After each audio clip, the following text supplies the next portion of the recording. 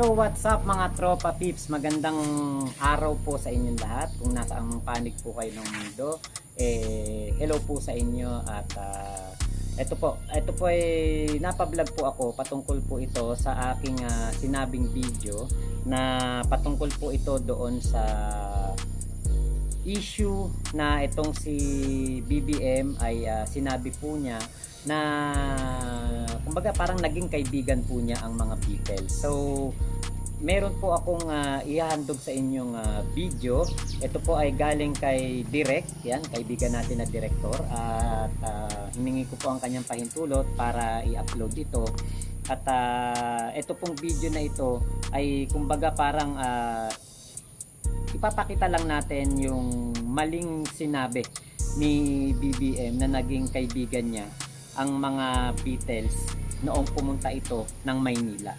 So hindi po tayo naninira dito. Ito po ay ayon mismo sa mga interview ng Beatles pagkatapos ng kanilang experience sa pagpunta sa ating bansa. So maraming salamat po sa inyong panonood. God first. Ingat po kayong lahat dyan. At eto na po yung video.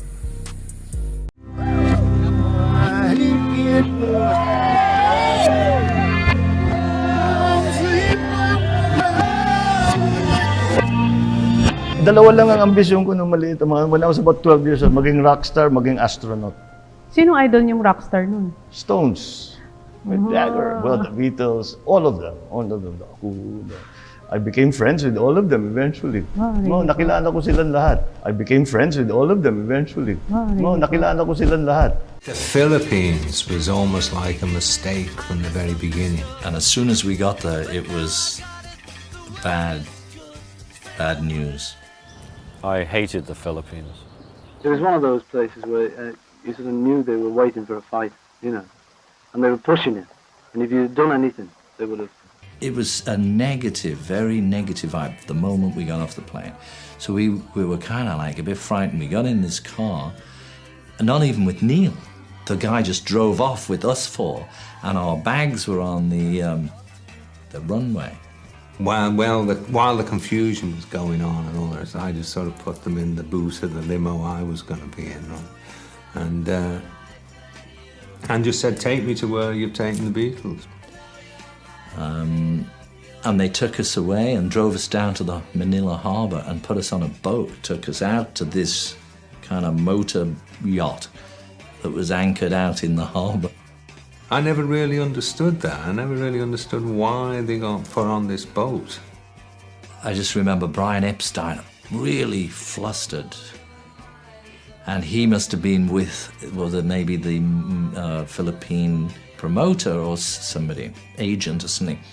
And he was like yelling and shouting, and he appeared on the scene, and then there was all yelling going on, and then they took us back off the boat, put us back in a car, and drove us to a hotel suite where we were. And then we did a concert. The concert again had a big problem because Brian Epstein had made a contract for a stadium or a situation of so many people. I don't know how many thousand people, maybe 2 to 5,000 people, something like that.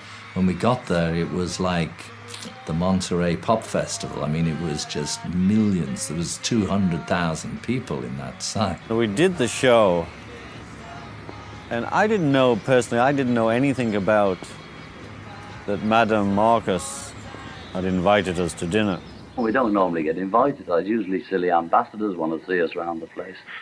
John and I were sharing a room after the gig. We put the TV on, and there was this horrific TV show of Madame Marcus screaming, they've let me down. Commentators saying, and they're still not here yet, and the Beatles are supposed to be here, and the TV news and everything. It was Beatles snub first family.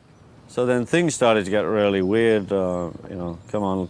And we get to the airport, and there's chanting, people hating us all the way. And then we got pushed around from one corner of the lounge to another, You treat like ordinary passenger, passenger, they were saying. We're saying ordinary passenger, he doesn't get kicked, does he? And then we got on the plane, which was a British Airways, we were all kissing the seats and everything. This is Britain, little piece of Britain.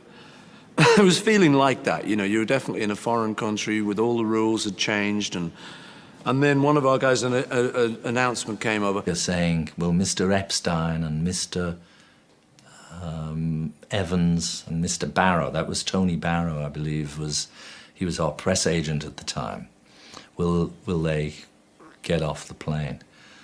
And anyway, we sat there again for, it seemed like a couple of hours. It was probably 30 minutes, maybe an hour. And they got back on the plane, and then the plane was allowed to leave. Apparently, they took the money off Brian Epstein that we'd earned at the concert. And that was it. We got out of there, and it was such a relief, but I felt such resentment for those people. But it was really frightening. Well, it's probably the most frightening. I've never been back, actually. I just never go to any nut houses again. But the nice thing about it was that in the end, when we found out that it was Marcos and what he'd been doing to his people, and that it was Imelda and what she'd been doing, and the rip-off, we were kind of glad to have done it. So great, we must have been the only people who dared ever snub Marcos. Welcome back po sa akin channel. Yan, yung mga bagong dating lang po dito. Mag-subscribe na kayo at